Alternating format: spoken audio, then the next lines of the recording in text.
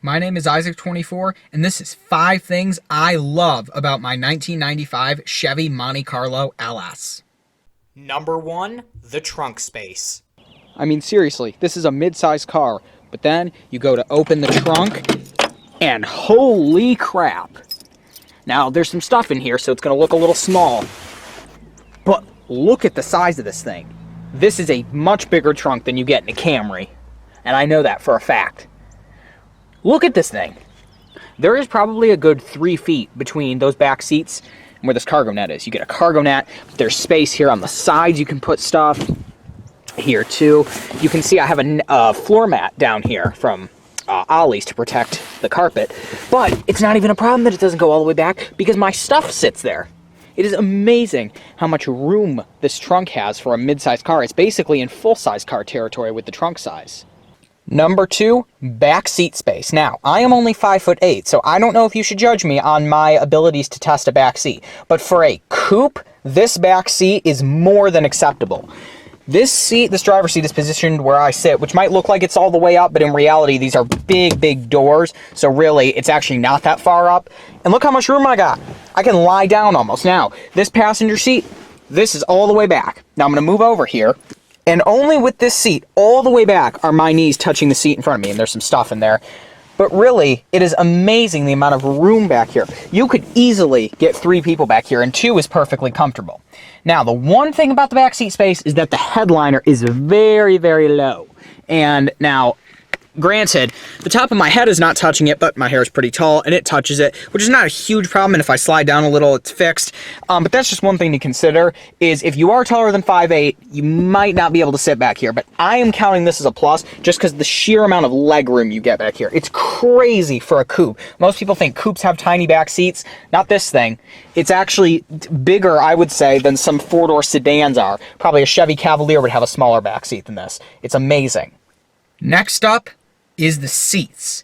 Now, I can only speak from experience on the models with leather seats, and I have not had experience, or rather long experience, with the versions of this car with cloth seats. But let me tell you that these leather seats are probably the most comfortable car seats that I've ever sat in. I've been in a Toyota Camry, a newer one that had leather seats.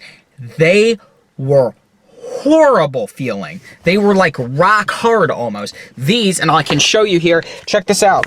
Look what happens when you go to push on the seat. Look at all of this. Or over here is even better. Look at all this bolstering. These seats are so plush. Even the backrest. It's amazing how cars used to have leather seats like this.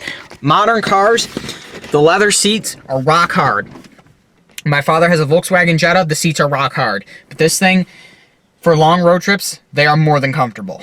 Now, handling-wise, not so much. They don't have a lot of bolstering, but for going straight in a straight line, you will not get fatigue in this car. These seats are perfect. They're very ergonomic. They're very comfortable.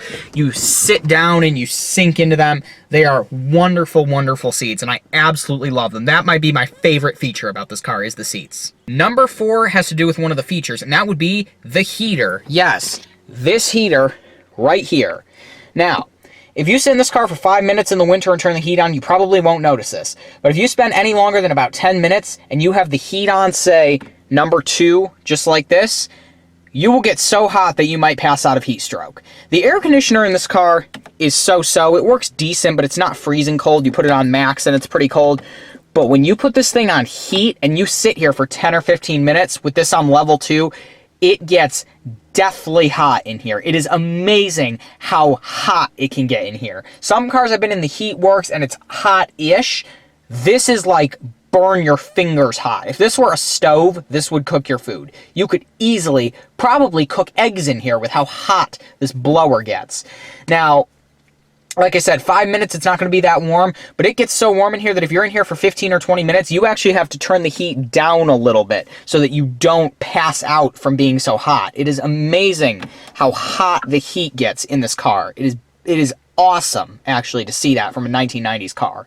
And the final feature has to do with the headlights. Specifically, there are no daytime running lights on this car. This is a 1995 model, and after 1997, they started putting daytime running lights in. I don't understand why. But basically, you have the parking lights, you have the headlights, and you have the high beams. After 1997, when you put the car in drive, the high beams came on at a reduced brightness and acted as daytime running lights that were always on.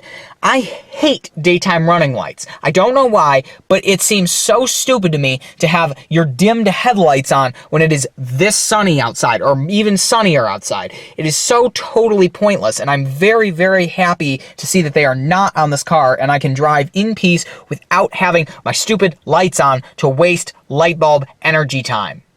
So there you have it. That is 5 things I love about my 1995 Chevy Monte Carlo LS. Oh yeah, honorable runner-up, there's no screen in the middle. Just an old school Delco radio. I can't stand cars with screens. I hate them. That's why I drive a car this old. But yeah, that is the main 5 things that I love about my daily driver, the 1995 Chevy Monte Carlo LS. Thank you for watching. Feel free to subscribe and click like if you like what you see, and follow me on the web, wix.com/theelevatorworld/fans. Bye-bye.